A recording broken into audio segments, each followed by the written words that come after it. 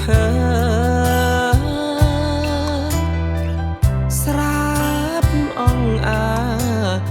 រម្មណ៍ភ័យផងណាខ្ញុំអួយរាត្រីទឹកខ្មុំខ្ញុំយំស្ដាយខ្លួនអូយសែនស្ដាយស្ដាយរូបកាយក្រមុំដូចផ្កាក្រពុំអីលើខ្មុំក្រេបហើយក្រេបហើយត្រូវគេហើចោលបើគេចោលខ្ញុំមែនចិត្តអើយច្រណែនមានតែទឹកភ្នែកទេអូយ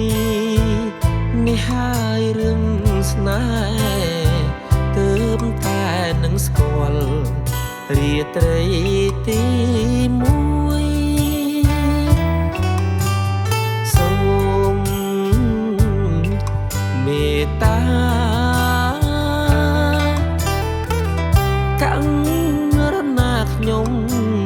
ផងបងអើយបងក្រមុំមានតែម្ដ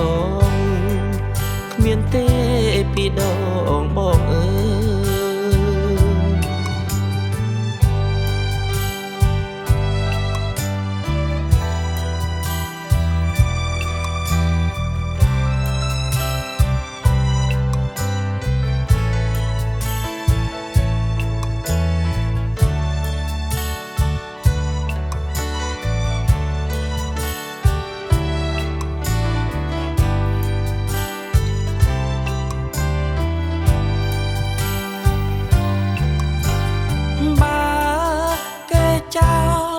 ខ្ញុំមែ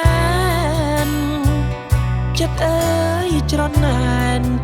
មានតែទឹកភ្នែកទេ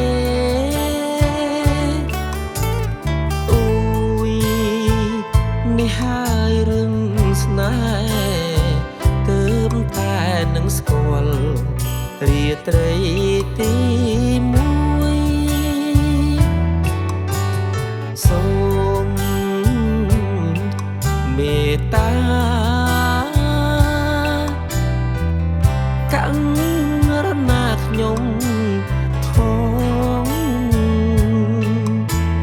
បងអើយបងក្រមុំមាន